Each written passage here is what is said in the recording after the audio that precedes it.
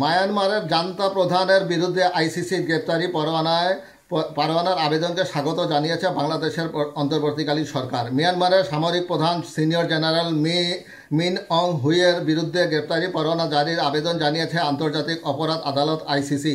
তার বিরুদ্ধে মিয়ানমারে রোহিঙ্গা সংখ্যালঘুদের উপর সংগঠিত মানবতা বিরোধী অপরাধের অভিযোগ রয়েছে। বাংলাদেশ সরকার জান্তা প্রধানের বিরুদ্ধে গ্রেপ্তারি পরোয়ানার আবেদনকে স্বাগত জানিয়েছে। এ নিয়ে বাংলাদেশ অন্তর্বর্তী সরকারের রোহিঙ্গা অ্যাফেয়ার্স বিষয়ক মুখপাত্র খলিলুর রহমান বলেন, তুরস্কের রাষ্ট্রায়ত্ত সংবাদ সংস্থা আনাদোলু এজেন্সিকে বলেছেন, এই গ্রেপ্তারি পরোয়ানা ন্যায় বিচার ও জবাবদিহিতা নিশ্চিত করার জন্য একটি উল্লেখযোগ্য পদক্ষেপ।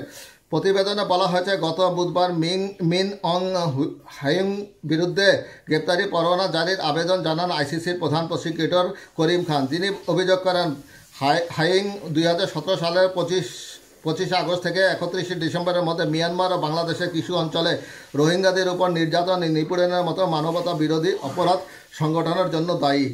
আইসিসির হিসাব অনুযায়ী ওই সহিংসতার ফলে 10 লাখেরও বেশি রোহিঙ্গা জোরপূর্বক মিয়ানমার থেকে বিতাড়িত হয়, আর বিতাড়িত অধিকাংশ রোহিঙ্গা আশ্রয় নেয় বাংলাদেশে। এ নিয়ে বাংলাদেশের সরকারের অতিরিক্ত শরণার্থী ত্রাণ ও প্রত্যাবাসন কমিশনার মোহাম্মদ শামসুদ্দৌজা বলেছেন, এই গ্রেপ্তারি পরোয়ানা রোহিঙ্গা সংকটকে আবার বিশ্বব্যাপী আলোচনা এনেছে।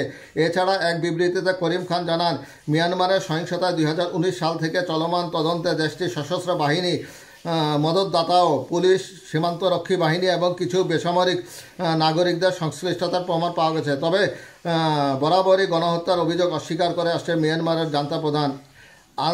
আনাদলুর প্রতিবেদনে বলা হয়েছে, 2021 সালে সামরিক বাহিনীর অভ্যুত্থানের পর থেকে মিয়ানমার শাসন করছেন দেশটির শক্তিশালী সেনাবাহিনীর প্রধান জান্তা প্রধান।